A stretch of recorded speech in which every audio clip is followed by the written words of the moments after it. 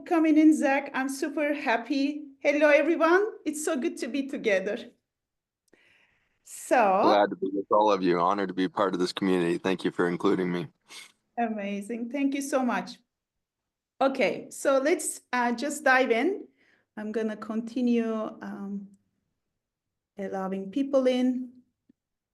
And a reminder, we are recording this session and it's going to be publicly published later on. So if you have things to share, know that it's going to be published publicly, because last week we have something around that. I'm not going to edit this video. It's going to be available directly. So be mindful of your words.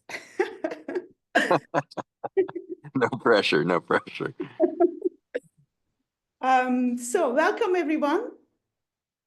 I need it, and maybe you also need it. Let's make take a moment to land together. I have learned from Zach Bush that in order to breathe in, first you need to breathe out. So let's breathe out together, like empty your lungs.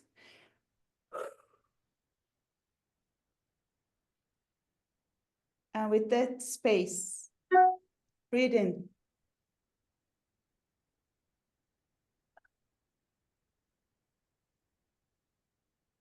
Maybe one more.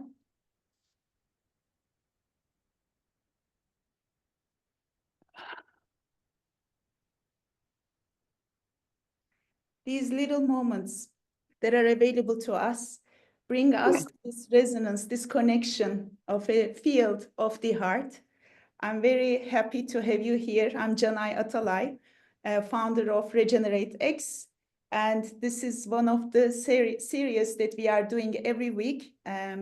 We call this RX codes. We have received codes to regenerate the mind of the innovators. So it's a reprogramming of the mind and how we make innovation decisions together. And the codes are not recipes. They are activations, invitations to think different, to be different. And instead of talking the same narratives, maybe to allow space to receive, to create, to co-create, or to participate in new ones. So these are invitations for our transition as humanity, as business leaders, as community leaders, and the codes are following each other. And today it's the code of nutrition. The nutrition code, I couldn't imagine anyone better than Zach Bush, obviously. But I want to invite us. This is not a podcast. This is a conversation. This is not to consume this information, but it is about nutrition. And it is about food for our souls, food for our systems, food for our dreams, and the futures that we are now vibrating together, we are becoming together. So when I have been contemplating on the food and nutrition and nourishment, and I was also talking with Marcus, it's like most of the time we think nutrition as food only, as a substance, and we think it's good. But food sometimes can heal and it can also harm. It can be sacred or it can be synthetic. And it takes us to the question of, okay, then if food can be anything, what is nourishment? The way we absorb, the way we metabolize, and what we allow to change us while we are participating in the bigger change. And the nutrition, we have talked in the last weeks about intelligence, the biochemical, emotional, and energetic signals that moves through us, and we are becoming a part of it. It's the quality of the presence in everything that we take in, and actually in the space that we are also bringing together. So today I want to invite all of you to ask yourself, what are we feeding in right now? What are we truly digesting? Not just receiving, but allowing ourselves to digest.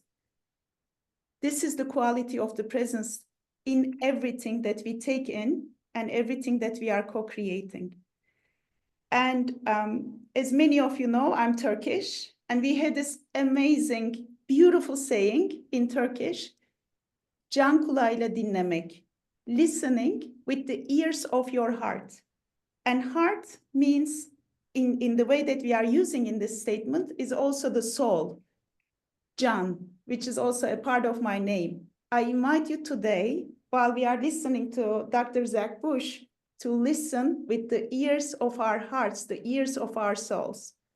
So welcome, Zach. It's so good to have you. I'm so excited.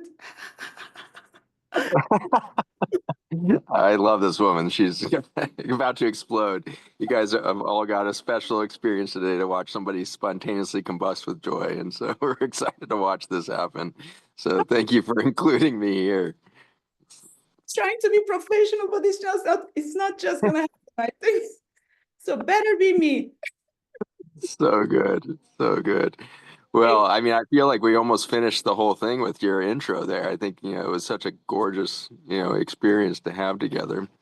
But before I jump in, why don't you give me a little bit of ground rules, because I want to make sure I hear from all of you too. So I'm happy to jump in with a few minutes of thoughts of kind of let you know where I'm at in the world and what's happening and fresh for me. But I'm really eager for this to be a conversation. So how do you like it to unfold? First, I would like to introduce you because I'm sure many people know you really well here. But for those who don't know, Zach Bush has many, many talents, and he is passionate about so many things, actually serving to the same things eventually. But he's a physician specializing in internal medicine, endocrinology, and hospice care. He's an internationally recognized educator and thought leader on the microbiome as it relates to health, disease, and food systems.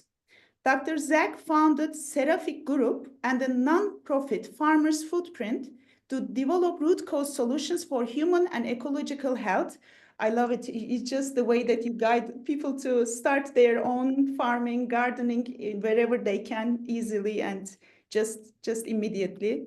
His passion for education reaches across many disciplines, including topics such as the role of soil and water ecosystems in human genomics, immunity, and gut-brain health. His education has highlighted the need for a radical departure from chemical farming and pharmacy, and his ongoing efforts are providing a path for consumers, farmers, and mega industries to work together for a healthy future for people and planet. So welcome, Zach. I would love to hear from you. Where are you right now? And we have met in Ibiza, obviously, after many years of following you on your podcasts and what you're doing. But since last time we met in Ibiza, what are you up to? What is hot? What is going on for you right now? I've been blessed for the last few months to be working heavily with the Middle East in relationship to the Africa projects that we've been working on. And so I've just landed back in Los Angeles right now with a team of brilliant new thought leaders that are really emerging from their industries to become radical rethinkers of environments and design. And so I'm in Topanga Canyon, where I flew into on the day that the big fire started in California on January 3rd there, and was evacuated a few times over the course as the fires continued to storm through a bunch of the city, and watched the fire like at the front lines, really amazed by the power of nature to take down, hundreds of years of development in a matter of seconds. And the firestorm that was in there has really, been seen very few times in history to see such radical speed of fire. And so really watched things burn down to ash, and a lot of friends lost their homes here and everything else. And now, as soon as I hang up with this call, we jump in Sprinter vans, and we've got special passes to get into the fire zones with this team. And we are going to begin the journey with some indigenous elders to redesign the Malibu Palisades area into a regenerative system of urban design that we believe will be a template for the world to start to pay attention to. And the fires demonstrated a failure of imagination, ultimately, of human design, in that we tend to design for permanence, and in so doing, we create great vulnerability. And so we're very excited to be thinking through, what does human life look like when it plans for obsolescence, when it plans for change, and when it starts to design with the spirit of seasons. seasons of life, seasons of ecosystems, seasons of human expression. And so it's been a really exciting few weeks running up to this moment with these world-class teams coming together.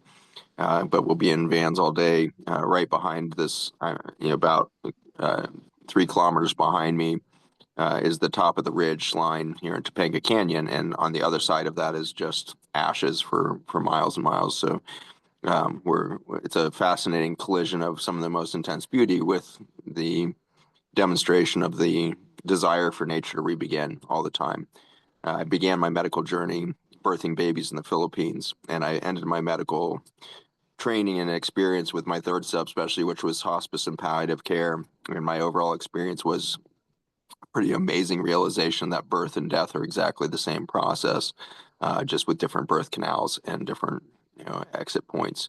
And so this has been my journey as a physician, and it's taken me into a state of being a serial entrepreneur. And so I've started 14 companies over the last 15 years, and they work basically in this intersection between human health and planetary health, with this constant amazement that every single industry has imagined itself out of nature and is designing outside of nature. And so whether we think of the city planning that goes into a place that burns down, or we think of the food system that's supplying that, or we think of the education system supplying it, or we think of the IT systems that empower it, or we think of the energy technologies that are fueling it, every single one of these industries have exited their understanding of nature. And in every single way, you can tie it back to the intro that we got, which was so beautifully stated, this difference between nutrition and nourishment. In nutrition science, in pharmaceutical sciences of health, we have been trying to extract life, extract nature, extract resources. And so when we use the word nutrition and nutrition sciences, we're talking about extracting things from nature to feed to humans. That extraction attitude comes out of a root wound in the psychology of humans that separates us from every other animal on the planet and probably within the cosmos. We are extremely unique in our belief that we got kicked out of nature. We have a fundamental abandonment disorder that runs beneath the psyche of every human.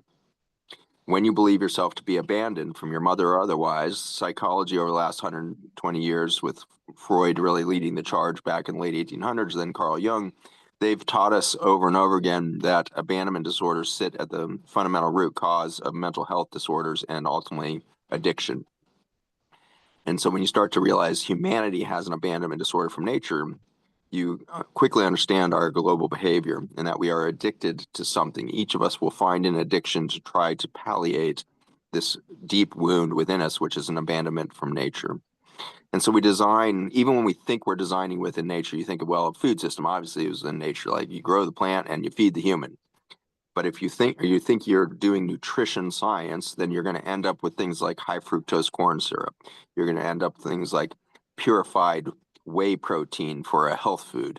These highly processed, highly reductionist approaches to understanding the bounty and beauty of nature.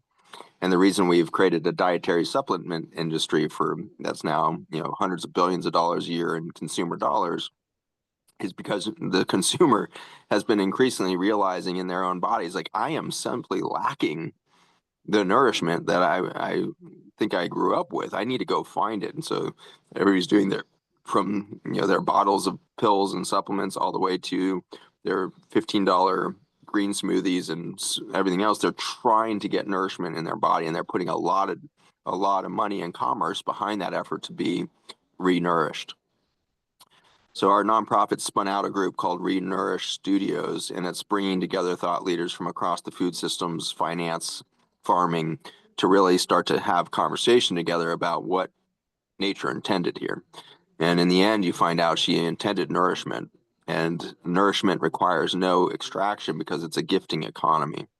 Every other animal wakes up in the morning with the experience of being gifted from nature everything that it needs to persist. The birds of the air, the trees that grow the canopies for those birds, everything is gifting one another nourishment. An incredible study was just done and released just a few months ago that demonstrated that in each zone of the planet, specific birds develop, each with their own specific bird song. And each of those bird songs have a very specific effect on the respiratory pores of the trees that they live in. And so it's been demonstrated now that birds everywhere start singing in the morning, and by the song of the bird, the trees start to breathe.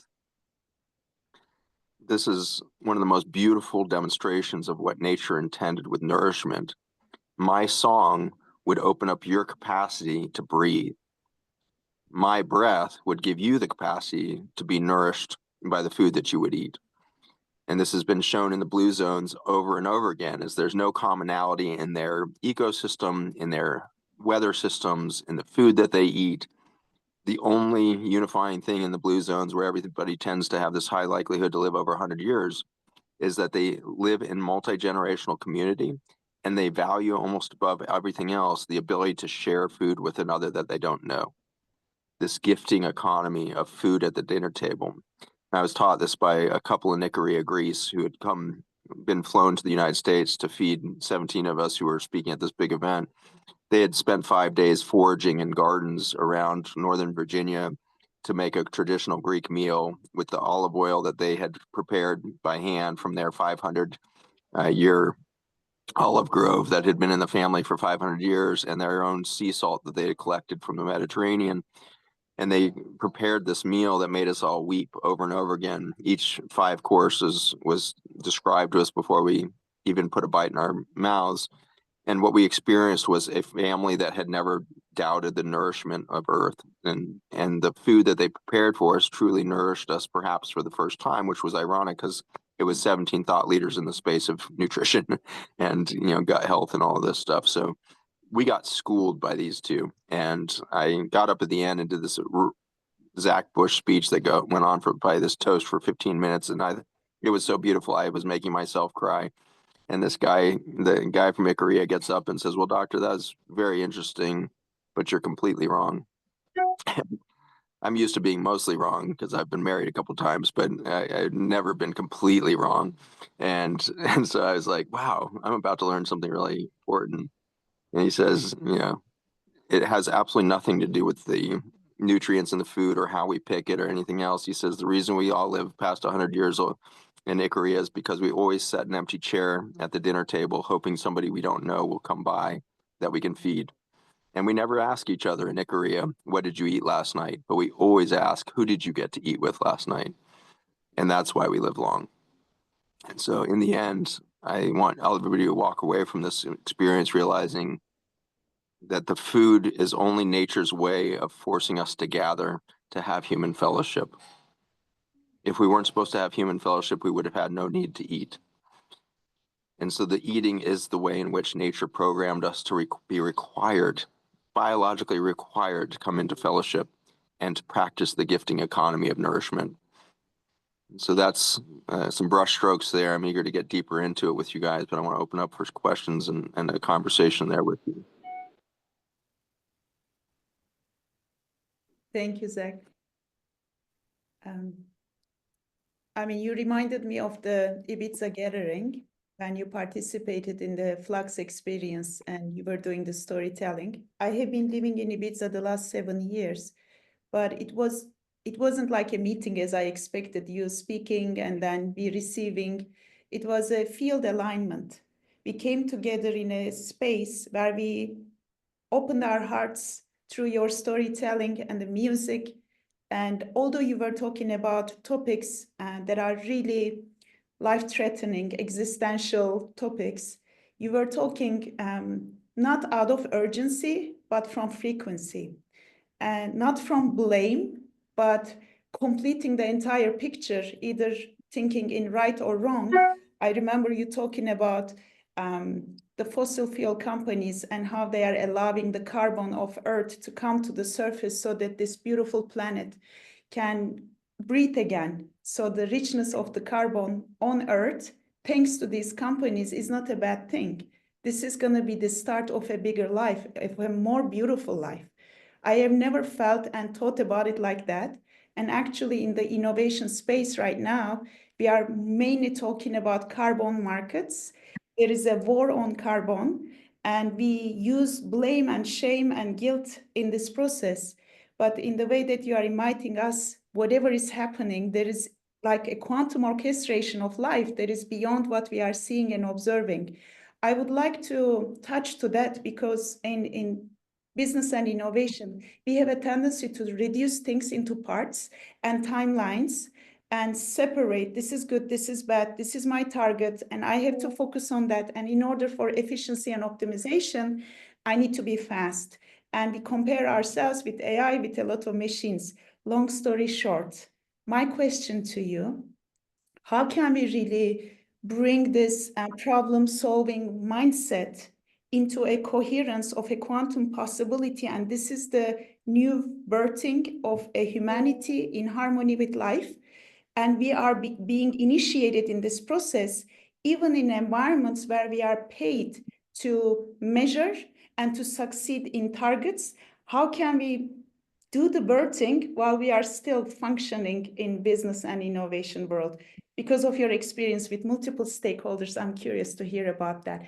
And just in the brackets, please ask your questions, participate in the conversation. This is not just Canay, this is your stage. Please participate in the comments. We will ask your questions to Zach. Thank you. Beautiful. Yeah, so when we back up and look at the way in which life functions, the mechanisms by which life occurs, the first phenomenon is the concentration of light energy. The brightest thing that physics does is a sun. We call them stars, and there's lots of them. There's somewhere around 4 billion stars in our small galaxy. There's about 2.5 trillion galaxies with an average of more like 10 billion suns per galaxy. And so you're up in the many, many quadrillions of suns that burn in this cosmos. And it's a phenomenally bright, phenomenal thing. But what you've never seen in all that light is life. And it's because there's not actually enough energy from sunlight to manifest light. So you have to create enough energy, which is the same as information. At the level of physics and biology, energy is synonymous with information. And so there's not enough energy to produce enough information to allow for the adequate communication necessary for life to occur.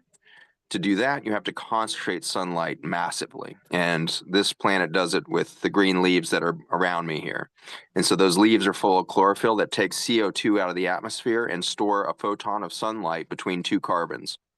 That carbon bond is the most perfect battery that nature has ever created. It can store that photon of sunlight for millions of years without any decrement in energy. Any other battery you've ever worked with dies just by sitting still. It dissipates energy passively. It can't really store energy. It's a momentary vessel. Carbon is a perfect battery. And it's so critical to life because it requires so much light energy to be released in a small amount of area to allow for enough information to coordinate life. So single cell bacteria is thought to probably be the manifestation of somewhere around 1,000 times more light energy. It's not actually measurable as light or even energy because most of that energy is going into becoming a particle. You remember Einstein's, energy can be either a wave or particle. And so life is basically a materialization of energy. And so when there's a lot of naysayers that say, oh, there's not that much energy in a bacteria or whatever, they're not calculating the amount of energy that it takes to connect, the material world to the energy wave or create material world from the energy wave. And then they're not taking into account the amount of energy that was spent in coordinating the relationship between all of them, the particleized environment.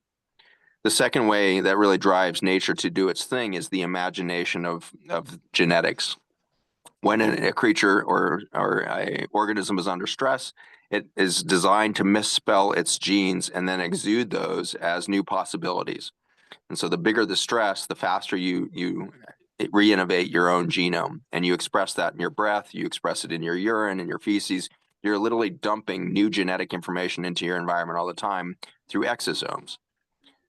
Our modern science, because we're abandoned from nature and we believe therefore nature must be against us, we tend to demonize anything that's not human. And so we've hunted into extinction all the big animals, and we've become terrified of all the little things we can't see. So we're afraid of germs, and so we called them not exosomes but viruses so that they would sound scary and that we would fight against them and all of this mindset. But in fact, viruses as a genetic database is simply the possibilities of the earth that hasn't been birthed yet.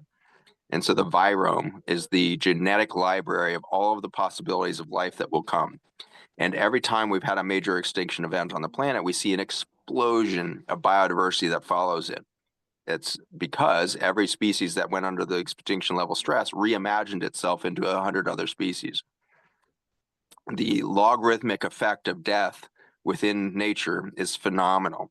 A single oak tree, I've got a live oak that is up to my left here, one of my favorite trees. When that live oak right now, the live oak probably has about 30 or 40 genes that make it a tree. A human has about 20,000 genes, which might sound like a lot compared to the oak, but to put you in a little bit of a humble space, a fruit fly has 13,000 genes, and a flea, the little insect that jumps up and down, has 30,000 genes. So you sit somewhere between a flea and a fruit fly genetically. So you're not terribly impressive genetically, but you are intelligent for the ecosystem that lives within you, because there's 2 million genes within the microbiome that your body has figured out how to house in complex relationship. And so the phenomenon of going from oak tree to human is one of collaboration more so than just single species intelligence. I don't think there's anything that we can actually call human intelligence. We now know that the intelligence that comes through the human experience is the result of a gut lining that actually holds more biodiversity per cubic centimeter than any other ecosystem on Earth, including other colons. So you look at the colon of a dolphin or a chicken or whatever it is, humans hold more biodiversity within their ecosystem than any other. And those bacteria speak directly to the brain through afferent nerves that stick out past the gut lining directly into the milieu of bacteria, fungi, protozoa, parasites, and the rest. And so we now are understanding that the reason we exhibit intelligence is because of the amount of data that's coming into a single neurologic system. And the data is not from one species, it's from an entire ecosystems of hundreds of thousands of species. And so we appear intelligent for our capacity to hold biodiversity. So those are the three things I want to tell you. Light, the concentration of light is the life, allows for life to occur. The necessary emergence of life requires constant reimagination of our possibilities, because the universe is designed to put friction on life so that it continues to compound its intelligence and complexity through the diversification that's accomplished by the misspelling of genes, the reimagining of what could happen next. And then the final piece there is that last realization that it's only through connected biodiversity that we reach intelligence. And so for this, we can stop demonizing CO2 in the atmosphere, because it's literally the battery for the future energy of the planet. We need to get the respiratory cycle of the Earth reconnected, which means we need soils to recover. We have, through our chemical agriculture and over-farming, over-plowing, we have denuded to a state of depletion or severe depletion 97% of all farmable land across the entire Earth. 97% depletion. And so we have this deep, deep injury to the lungs of the planet, and then we go around blaming the oil companies for too much CO2 in the atmosphere. Our entire human industry, worldwide, every single thing happening, produces about 37 gigatons of carbon into the atmosphere per year. The soil can breathe in 10,000 gigatons of soil, of carbon. And so human industry would not have a pixel of impact on CO2 in the atmosphere if we hadn't decimated her soils and biodiversity in those soils first. And so the CO2 that's in the atmosphere as it goes up is not the result of oil companies or concrete companies or cow farts, as you've been told. It's actually because chemical companies are poisoning our soil systems at a scale that's never been seen before.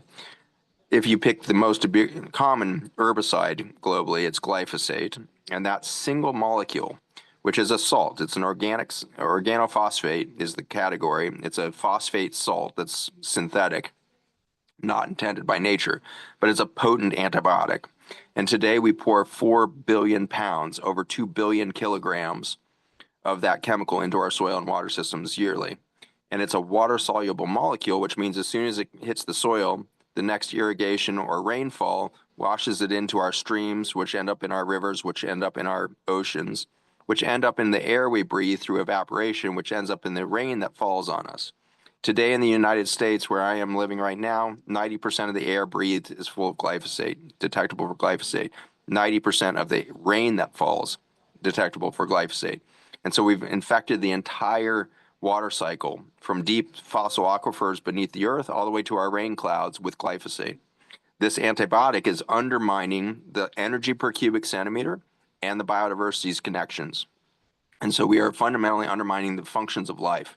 For this, we introduced that chemical in 1976. By 1982, we have a war on obesity. Obesity is the first symptom of not enough ability to take long-chain carbons back into light energy. The mitochondria inside your cells are the ones that do that. So chlorophyll in the green plant behind me builds the carbon chain, storing sunlight. The carbon chain in the form of carbohydrate or fat is taken in by my nutrition, my nourishment. My nourishment then feeds my body all of those small carbon chains, and the mitochondria, which are small bacteria that live inside of human cells, those small bacteria start breaking apart the carbons to release sunlight. So that's the cycle of life. This one chemical, glyphosate, disrupts that entire cycle of energy and energy concentration, and therefore decreases the amount of information available. And at the same time, as an antibiotic, is killing the biodiversity in your gut and inside your cells. And so this combination of decreased energy and decreased diversity is why this chemical, I believe, is public health number one. So by 1982, obesity, within 5 years, we realized we have a diabetes problem. Diabetes worldwide is because you are storing fat in your liver that can't be burned in the periphery of the cells.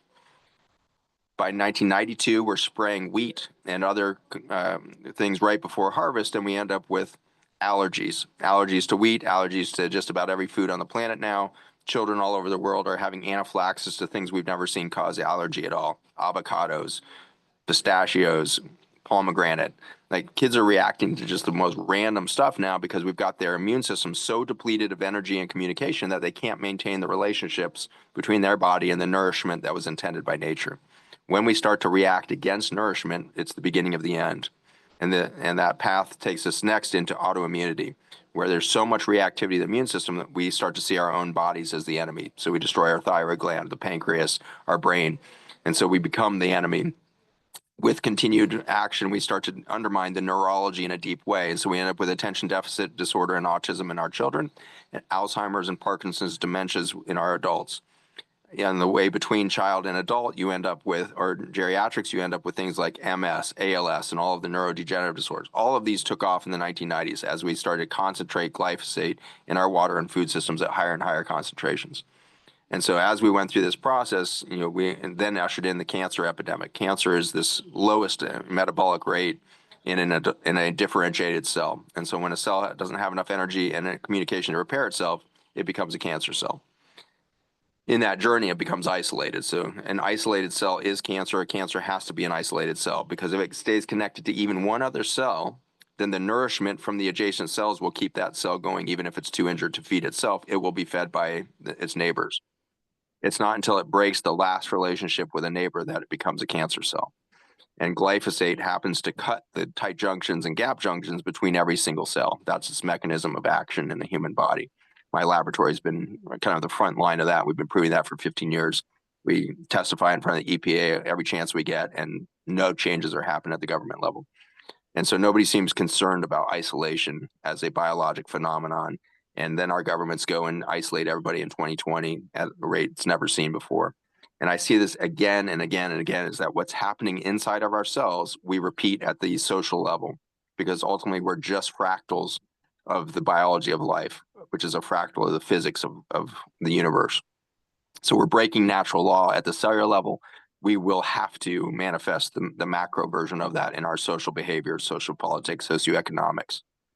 So what does this all mean for you guys? And I guess I should finish this out, because the punchline is pretty intense, which is, after cancer, the continued decline in energy that happened by 2010 in the United States was complete collapse of fertility.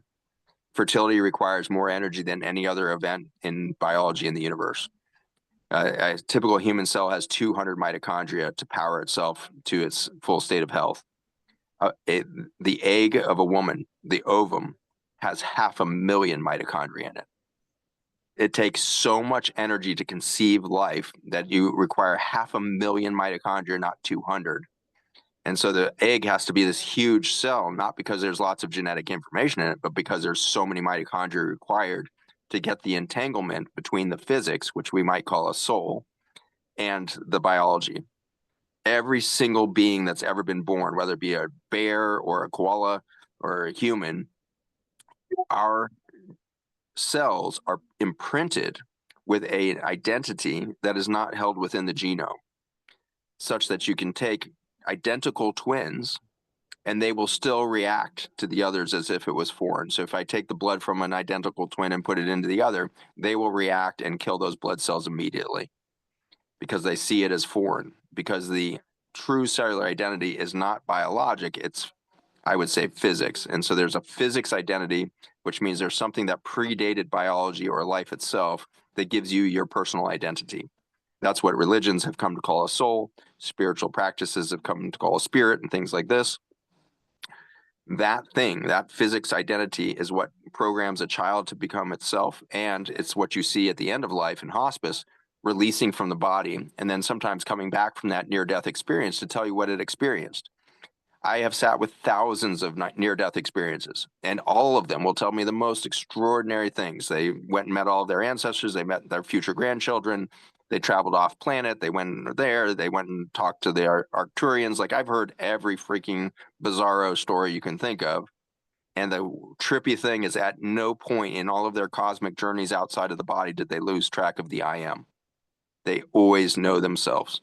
The identity is inextricable from consciousness itself.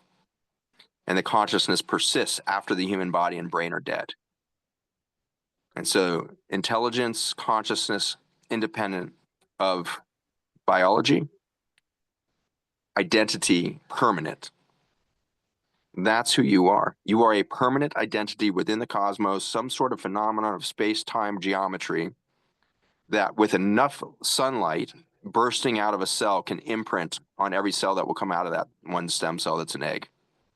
So at the moment of conception, a lightning bolt gets discharged from the human cell. We call it the zinc flash because it requires a huge amount of zinc mineral in the egg to achieve this transit of light energy. But Google that, zinc flash, conception. You'll see it blind the microscope the moment conception happens, a massive discharge of light. That's 500,000 mitochondria discharging sunlight to get a quantum entanglement between a soul and biology that will now divide that one cell into 70 trillion human cells that will be nourished by 14 quadrillion mitochondria at the moment of birth. In the womb, 14 quadrillion bacteria will populate the inside of every one of your cells and feed you sunlight. Everything you've been taught about nutrition is so bogus. You've been told that fat is better than protein, or protein's better than carbs, or you've been taught all this BS stuff that has absolutely nothing to do with the reality of the fact that you are a light being that is in particle state because you got enough concentrated light energy to become a particle, and those got concentrated at enough life force energy to communicate and create this symphony of life within you. You've got somewhere around 1.4 quadrillion bacteria inside of a human that are feeding the mitochondria. And so it's just this crazy, crazy amount of syntropy, which is order out of chaos. It takes so much energy to create the syntropy of order out of the potential chaos of all the energy that's inside of you to create you. And you have to entangle with an identity that is permanent to become a body that's willing to and able to take a finite journey of birth to death so that it can feel itself ultimately. So what's the purpose of human life? To feel itself. It's the only reason you would choose to be a particle instead of just light. You want to experience, you want to be still enough to see the beauty of being you. Your senses are very uniquely designed.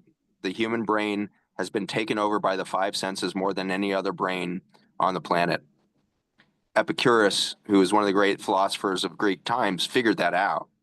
And so he decided the whole purpose of humanity is to find pleasure in everything. So Epicurus his name became the eponym for Epicurus, or Epicurean, the study of food and pleasure of food.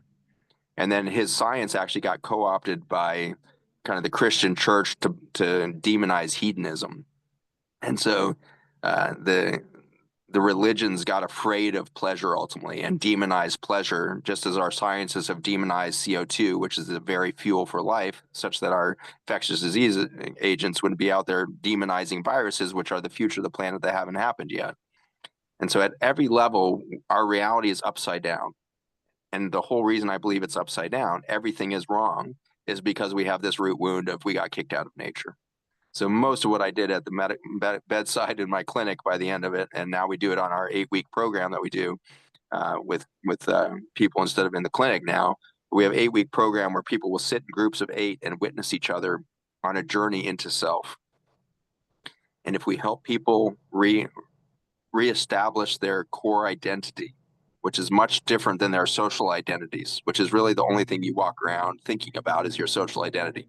You're a dad, you're a mom, you're a boss, you're an employee, you're a citizen of this nation, you're that. Yeah. So we have all these layers of identity, social identities that take over our belief system about who we are. And for that, we forget what it feels like to be us. And we forget that that's even an identity that preceded life.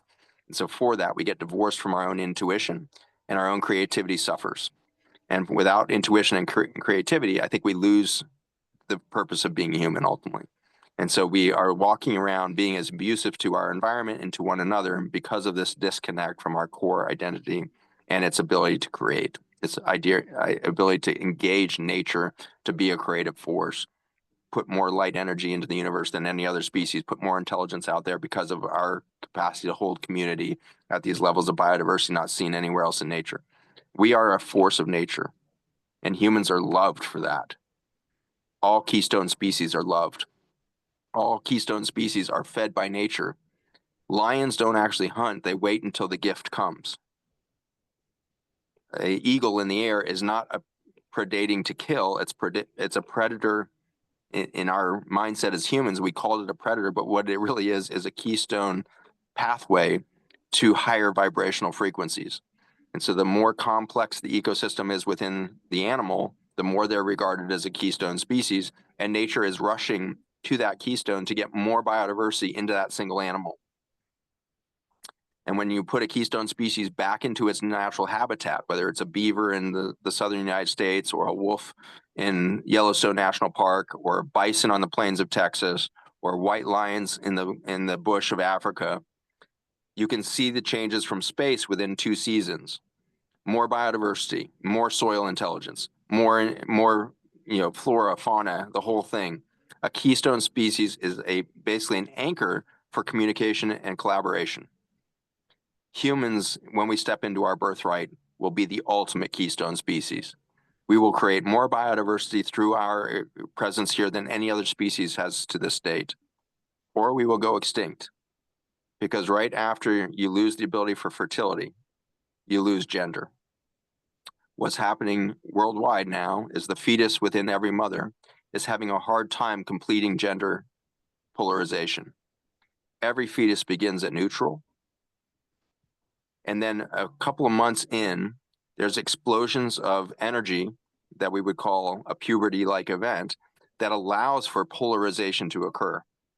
To move a fetus from neutral to male or female genitalia or neurologic differentiation within the brain that create the traits that we think of as male or female takes an enormous amount of energy because you're pushing that away from neutral to a polarized imbalance. Nature requires a lot of energy to do that kind of thing. We don't have enough energy to do that, and so we have brains and bodies that are not gendering as intended. And so this is where we see this whole explosion of non-gendered generations. My children are, my son's almost 30, my daughter's in her mid-20s, and I've seen their generation dealing with this. And it was LGBTQ for my generation. For their generation, they started pushing past that. And then my grandson, who by marriage, my son married an incredible woman who already had a kiddo from previous marriage. And I've watched him grow up from 4 years old to college now. His generation skipped any form of characterization of sexual identity or gender identity and simply are expressing themselves as creative beings again. But they have no gender at the physiology in so many ways. You watch his high school graduation, body after body after body. The women have male traits, hirsutism, underdevelopment of sexual expression. Males have breast tissue, have failure of muscle development, are this. And so the whole generations now are incompletely gendered. And in that incomplete gendering, we see the end of a species. So if we can't gender and we can't have children, and we're in that infertile space, we go into a disappearance. And that disappearance is well afoot. So there will be 30 million empty residences in Tokyo alone by 2030. The population is aging out. They stopped having children decades ago, first socially. And then when they suddenly realized they had a problem and they started to encourage people in China and Japan to have children, they found out their population was infertile. I've been in Saudi Arabia a lot the last couple months. They have an infertility rate of 68% in their women. And so it's China to there to the United States. The United States just published our most recent numbers. Our birth rate is now 1.61. If you go below 2.1, you're in an extinction path. Every 10th below 2.1, you take another decade off the survival of that civilization. And so we are at best in the United States looking at 80 to 100 years out before our disappearance as a population. Japan is ahead of us. Saudi Arabia probably ahead of us. And so we are in this incredible spiraling downward of human experience on this planet. The lights are dimming on biology. And for that, we are participating in one of the most exciting moments of nature, which is her reboot. When nature reboots and she regreens and she goes back into her generative cycle, there's an explosion of biodiversity and an explosion of intelligence. Nature has chosen humans to be the existential experience on the planet to drive this extinction event. We are nature. We might think we got kicked out of nature, but it's pretty obvious that you cannot actually exit nature. It is the fabric of reality. Nature is expressing itself through us. And so we need to lose judgment on the journey and realize, wow, isn't that fascinating? A species came along and became the existential threat because we thought we were separate. In that journey, we began to witness the beauty of nature in a new way and understand life in a new way as a collaborative relationship. In that journey, might we become a keystone species because we double down the way in which we lead in this biology, this planet, and we start to innovate in ways that other species cannot to create a world that is so much greener, so much more biodiverse, and so much more vibrant than it's ever been because we're here to play. We are here to play. When we go into right relationship with nature, it is going to play through us, and we are going to innovate in ways we cannot even imagine. So you guys as a group are a group of leaders that are going to start to shift this reality we live in, because you're going to stop believing that you're here to provide nutrients to your communities. I thought this as a business leader for a long time. I thought, oh, I'm starting all these companies. Look at how many people I'm employing. I'm taking care of them. I had all this BS version of what it meant to be a leader. All of that collapsed multiple times. And I stubbornly would start it again and be like, well, maybe it's not until this recent year really where I'm starting to realize I have to stop doing anything. I need to stop trying to be the nutrient supplier for my employees or for my customers or for my clients. I need to be nourished. And in my willingness to receive, those around me will begin to receive direct from source, direct from their nature. And so really what it turns into is we need to lead from a state of play. We need to never think that we're doing anything, because the moment we try to do something, we're moving from nourishment to nutrition. We're going to move to an extractive, reductionist approach to being alive if we think we're doing anything. The complexity of life that I've described to you today is so mathematically impossible to be outside of some sort of intelligent design. And so we are of intelligent design. We can call it God, we can call it universe, we can call it divinity, whatever you're comfortable referring to, but you and I have to come to terms with the fact that there is no way that any of this is by accident, by coincidence. Everything is syntropic in this universe. Everything is creating more states of order with every passing iteration, and in increasing states of order, higher states of geometry, therefore beauty, therefore intelligence and diversity are possible. Start to lead from there. And I think maybe how I would say, when you start to be like, well, what is that going to feel like?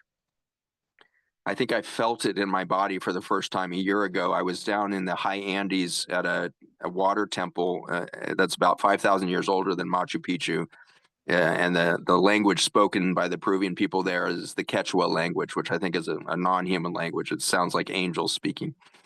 So I went and studied under this maestra, and she took me through days and days of ceremony in the high Andes.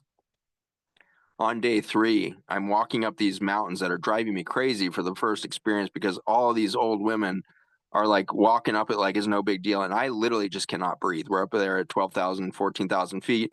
And I'm just huffing and puffing, and I'm just walking so slow, and every step feels so heavy and labored.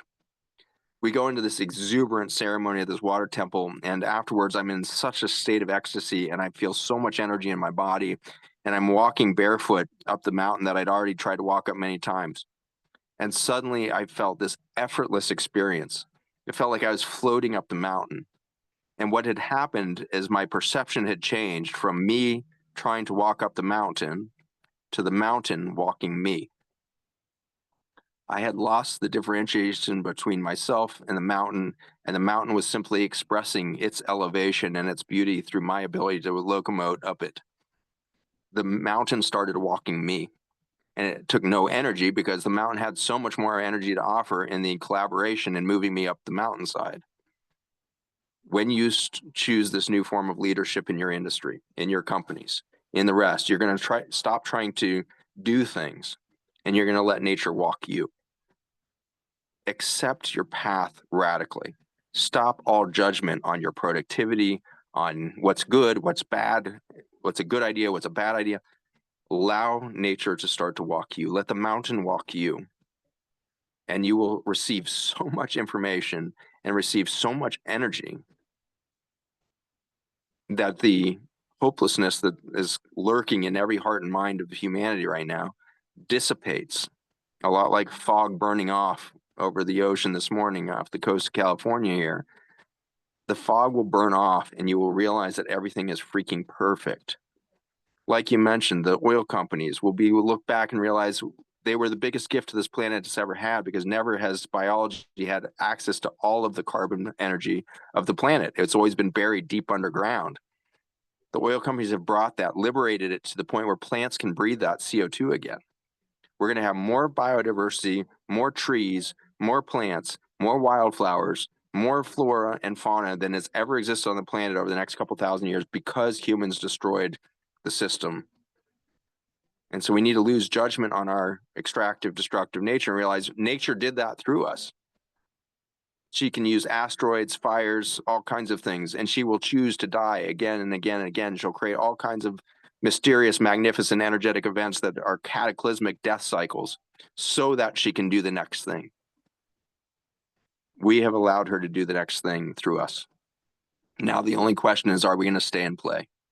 And if we immediately come into alignment and we start to receive as human beings, I believe we will simply quickly march right back out of that decline that we've seen, from gender dissolution back to infertility, from infertility back to cancer, from cancer back to the autoimmunity, from autoimmunity back to allergy, from allergy back to diabetes, from diabetes back to obesity, from obesity back to light energy.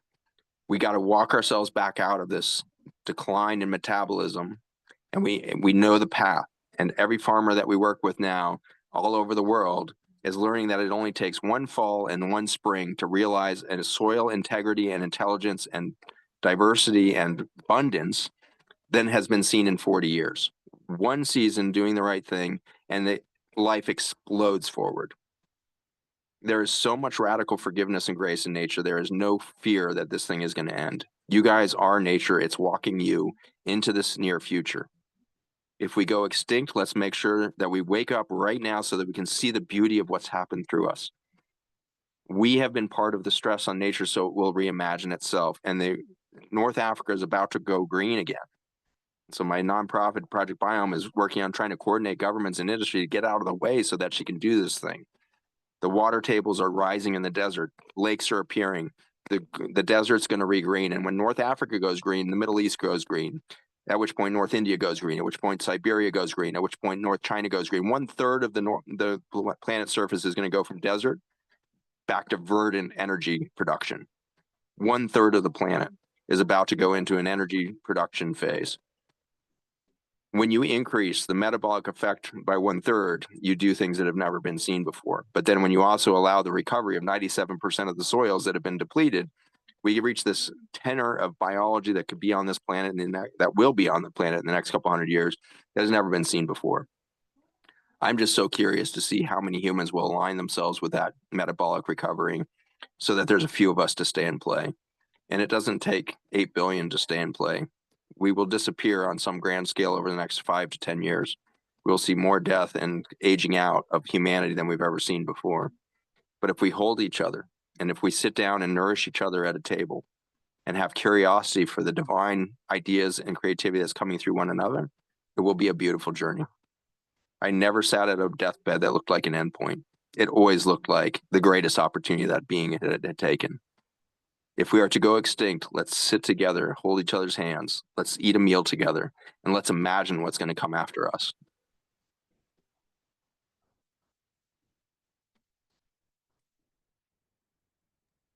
I keep on crying. Thank you so much, Zach. Wow.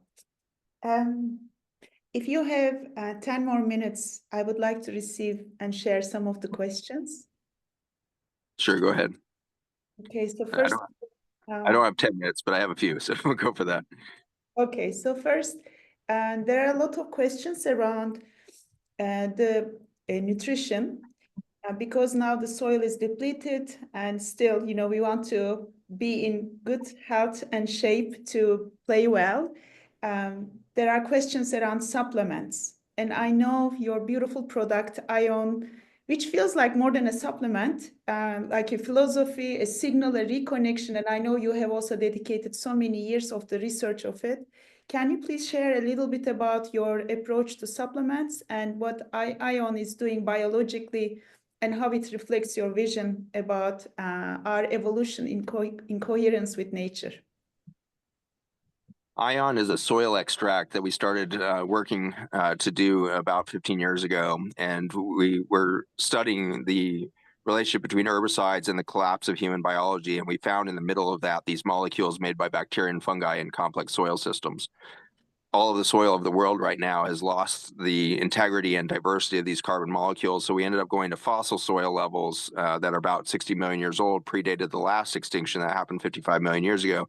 And we find really, really huge varieties of these carbon molecules. So we're extracting these small carbon molecules in extreme diversity, and then we're bonding them to minerals and amino acids that allow for oxygen and hydrogen exchange.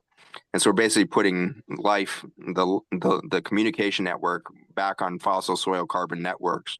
And as soon as you put that on a human cell, it starts regenerating at a rate that's never been seen before in biology, because we've actually never touched that level, because we've only been here 300,000 years. So 60 million year old soil has the potential to unlock codes within our genetics that has not been seen by humans. It's seen by other biology that was around at that time. And it's probably the very mechanism by which we exploded out of that last extinction was because biology was still connected to this level of intelligence and communication network.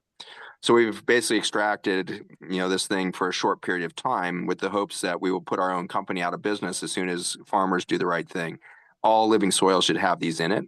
And through regenerative agriculture, I think that we're only 10, 30 years out from a whole food system that doesn't need supplementation from fossil soils. And so right now it's a Band-Aid and a bridge to us doing the right thing by our soil systems. But the biology that explodes out of these bottles of fossil dirt water is just crazy. We started in autistic children, and now, people of all ilks, healthy to not healthy, all over the world have had their lives changed by it. And it's the only supplement, I think supplement's the wrong description of it, but it's the only supplement on the market that doesn't do anything to your body. It literally is an inert substance. It's a cell phone tower. And so it doesn't tell your body to do anything at all. You take vitamin D, it tells 2,000 genes to change immediately. And so the likelihood of you taking vitamin D in a way in which nature intended is about zero. You go through any supplement shelf, you're looking at a bunch of sledgehammers that are going to try to do something to your body. Nature didn't intend you to do anything to your body. She intended your body to be walked by nature. And so this supplement, if you want to call it that, is basically just the foundation by which biology communicated. And when the cell phone towers turn on and all the cells start talking, you now have the community and the collaboration and the biodiversity that was intended to make life happen within you. So the speed of cell repair, the speed at which you rebuild your antioxidant reservoir, the speed at which you start producing proteins to build out cell structures and infrastructure and all that is immediate. And so over those first few months of being on Ion, we've seen just so many extraordinary stories. But the journey is very interesting because for a lot of us that are healthy and we start taking on, you don't sense anything right away because you're simply aging at a slower rate. And so you don't notice it until a few months later, even a couple of years in, where you're suddenly like, oh my gosh, look at everybody around me who's not on this thing. And I'm simply rebuilding my body every day. And when you get to rebuild your own body every day, you basically are experiencing the reproduction of the original design of your body. This is not biohacking that's trying to trick your body into being younger. This is you simply rebuilding the body that should naturally be reoccurring every day. Biohacking is basically a palliation of an aging body. Whereas if you have the right nourishment from nature, you just are simply reproducing the body. The fact that people are taking stem cells from embryos of other beings that are entangled with a different identity and putting it inside their own body in the name of health is insanity. We will look back on that and just be amazed that we thought that was a logical approach to health. Peptides, ridiculous belief system that you can take a single peptide. There's 400,000 different peptides that coordinate a human body, and you go slug it with BCP 517 or something like that, you're overwhelming the symphony. It's like the tuba takes over and just starts blowing the horn, and like you can't hear the damn symphony within a few months. And so we're pounding biology with abnormal balance, and for that we keep expecting a different outcome.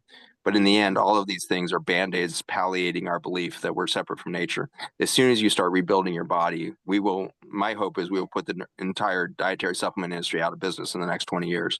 It's a ludicrous belief that we're going to improve on nature's ability to nourish us. Zach, I have a quick question, if possible. Um, First of all, is it okay, Canay? yes, please go ahead. First of all, thank you so much for being this curious child. It's fascinating to see how the more of us that become curious and choose to operate from this space of curiosity, we recognize these deep patterns and then we start to utilize them to start creating. And one of the things that you mentioned is this collaborative capacity of coming together, bringing our energy, our awareness so that we can co-create. And, at the end of May, Heart Masters in Ibiza is being created. Canay has beautifully, as you know, put together and curated this beautiful experience.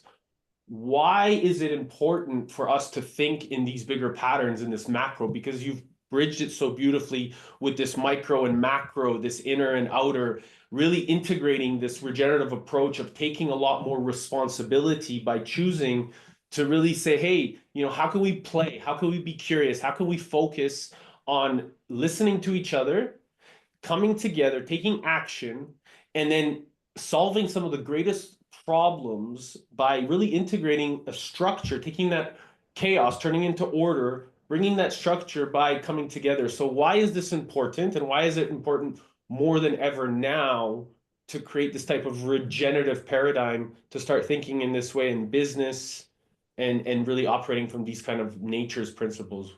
I know you're a serial entrepreneur, so I'd love to hear from you. The main reason we need this innovation is because we disappear over the next 100 years without it. At our current trajectory, we've got 80 to 100 years left of human biology, and then we go extinct. In that journey, we probably stop having babies entirely within 30 to 40 years. And so we're just a couple decades away from complete dissolution of our productive capacity to participate. So this is the why, I think, is like, because I want to stay and play. I want to stay and play. I want to see what happens. And we need every single innovation. Every single industry needs to rethink itself within the context of nourishment. What did nature intend our cities to look like? What did it intend energy systems to look like? I can promise you that it wasn't lithium batteries and electric cars. It was carbon. It's always been carbon. It will always be carbon. Our carbon and water energy systems are the only way we should be producing energy. Carbon and water. We need to figure out how to do that in a way that it increases biology, not diminishes biology. In our extractive behavior of carbon, we do damage. In our extractive relationship to water, we do damage. We need to understand the generative quality of relationships between CO2 in the atmosphere and carbon within our farm fields. And then we find out we don't need fossil oil. The farmers are producing all of the carbon we possibly need. Every spring, the earth produces 40 gigatons of carbon energy in just the plants that go green again. If we were to close the carbon loop, we would never need any more energy production on the planet because nature's doing it every spring. She regreens, and we can learn how to close that loop every fall. And so as fall sets in, instead of allowing that just to slowly compost, we can step between those and become part of the machine, just like ants and fungi and everything else will step between a leaf and the soil. We can be one of those animals that increases the nutrient capacity of those green things that are now going brown at the end of the season. So one of my companies is Resource Dynamics, and we can take the biomass at the end of the growing season and turn it into high quality biochar, which then gets converted to activated carbon, which has an extreme accelerant on ability of carbon cycles and respiratory cycles of soil to happen. Far more so than if you just put that, farm waste on top of the soil to compost or something like that. And so we can be part of the machine that accelerates the metabolism of Earth as we innovate across all of these systems. And so we want to stay in play is the why for me. And the how is listening rather than doing. We need to come into community and be in silence together until we feel what nature is trying to express through us. We need to stop doing and talking, and we need to start to listen really deeply together in nature, in natural systems, sit in meditation together until you hear what the other thing is. The other thing is that you are loved, that nature is nourishing you, that it is living through you. It never was divorced from you. It wants you here because it imagined your possibility in the first place. And so this is your journey in, and you will do it together in community. You cannot do it alone. You cannot innovate alone. That's what we know now from biology and physics. Any system left in isolation increases its chaos. The Love you, only way brother. to do syntropy is come together. So you're going to come together in Ibiza and you're going to do it. So much love to each of you. I got to jump, but I'm so grateful for the opportunity to be with you and your community. And I'm so excited to see what's going to be created through you all. Thank you so much, Zach. Thank you for this amazing transmission. Thank you, everyone, for participating, for listening. Like Zach said, let's play, let's take good care of ourselves. And beyond the systems, it's the rebirth. Let's make our transition something graceful, beautiful, and joyful together. Have a great evening, afternoon. Thank you so much. Thank The you. Take care. recording Thank is you. available on Mighty Networks. And I'm going to Thank share you. links also in the chat. Thank you. I know you have asked more questions, but this was the end of time. We could have listened to him, I think, for days and months, in my case. But he has an entire archive on his website. I will put it also on our Mighty Networks, where you can see his other podcasts, online courses. As Eric shared in May, on May 25th to 31st, we are gathering in Ibiza. Eric, if you can drop the link in the chat, it would be great. So the idea is to come together as a community and to create this heartfelt space. We are not gonna innovate from our past experiences. So let's come together and create this field of coherence and innovation. So thank you so much, and thank you for listening. I feel that we listened with the ears of our hearts. Thank you. And thank you, Canay, for your time and energy. Pleasure. It was amazing to see you. And one thing I just want to add, if it's okay, I think Ibiza and this coming together is really something that, he highlighted with such wisdom and grace. And, the fact that you put this together with such simplicity but focus, I think is a real testament to, following these principles and continuing to choose. So I'm, for one, excited to be there with the community. And I invite anyone that's here that's super curious to really reach out and connect with us, because, I know that we're here to really serve. And I think that fundamentally that's what business is it's the ultimate way to really come together and listen to each other to find bigger solutions. So Yahoo! Next week, let's play. Let's play. 8 p.m. We continue with our next RX code, which is going to be about learning. And we are going to be with Tammy Scarlett, the founder of Unify.org, and she's a global system solutionist, futurist. I'm so looking forward to continuing these conversations. Please reach out, please contribute, because I know we are all holding a piece of the puzzle and we are weaving together. Like Zach said, let's come together around the fire and just listen. Just listen what the fire has to tell and to guide us forward. Thank you. Have a great evening, great afternoon.